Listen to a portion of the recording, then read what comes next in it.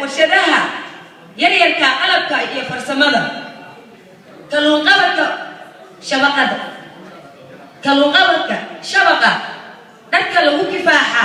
iskaashada ayaana waxaan ahay iskaashatada dhismaha dhulkeena markuu burburay dadku ay ka dhoofeen kuwii dheelitiriyo niyada u dhiseeno dhagaxaya muuliyada qalabkii dhismaha u dhiteeya baan nahay waxaan nahay iskaashatada quudka iyo adeega kaymaha iyo xoolaha kartidooda beeraha miro lagu kalsoon yahay ka soo saartay baan hambalyo iskaashatooyinka gaadiidkaan ahay BRka magaalada taksiyada barmado iyo majaal saddex lugoodla bulshadii u shaqeeyaan dhammaantoodna loo bogay baabuurta waaweyn iyo basaska iyo xamuulka gobollada u baxay iyo lagu baahi beelay bulshadii ku faraxday baxdoodii ayaan ahay hambalyo kamuumaysata ayaan ahay jalaabashada aan ka daalay kulligood dadweynaha ka dharjiyey malaygo isku kalsoonaya hambalyo buriyaan hambalyo waxaan hambalyayna waxaan soo helmaan oo laga soo tegay oo dhaqan rog lagula sameey hadda iskaashatada ay dib u soo celisay waxaan wala bedelay bariiskii baxba dharkii baxba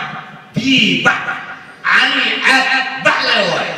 dharkayna bax diishii waa la hilmaama xeeradii waa la hilmaama xaarinkii waa la hilmaama beeshigaa lagu bedelay laakiin iskaashatada aad dib u soo celisay diya dhaqanka waa ilaahay mahadii waa qabadkaad arkaysaan waa iskaashatooyinka waxay u baahan yihiin inay adeegga waxaa loo baahan yahay inay adeegga wadaan waxayna u baahan yihiin in lagu saacido sidaa darteed waxaan leenahay sanad guuro wacan hambalyo sanadkan sanadkiisa guur baa la keenaya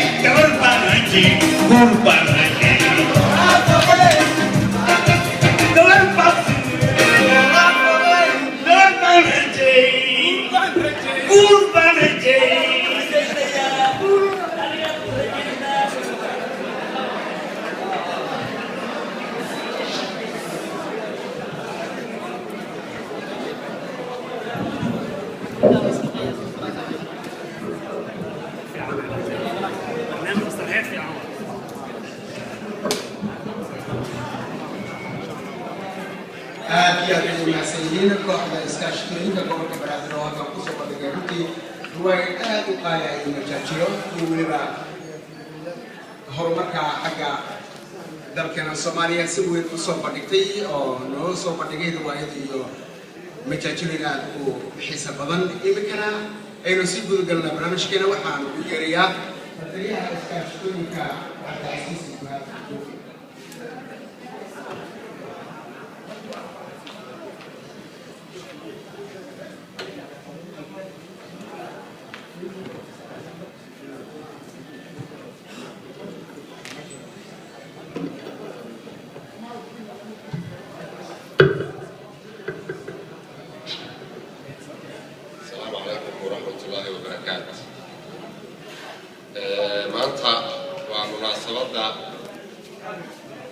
munaasabadda iskaashatooyinka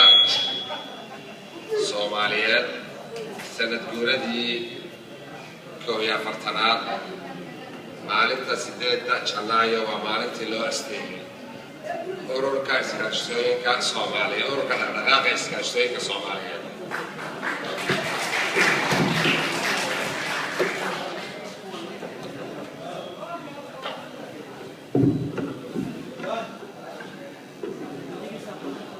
maanta waa maalintii loo asteeyay ayadoo bishu tahay 8 Janaayo ama bisha koowaad 2014 bisheeda koowaad 8 waxaa loo asteeyay maalinta ururka dhaqdhaqaaqa iskaashatooyinka Soomaaliyeed maantana waa xuskii sanad guuradii 41aad ee loo dabaal degayo muddo 23 sano ka hor waa maalintii ugu horeysay ee saakay la iskugu yimaado munaasabad lagu xusayo ururka dhaqdhaqaaqa iskaashatooyinka Soomaaliyeed haddaba sidaa daraaddeed waxaa arrinkan xusuus mudan in maanta ay tahay fursad inaan ka hadalno halkan oo aan u gudbinno mas-uuliyiinta madaxda qaybaha bulshada ee halkan ka soo qaybgalay inaan u gudbinno aas-aaska barnaamijkan ama soo dhalaynta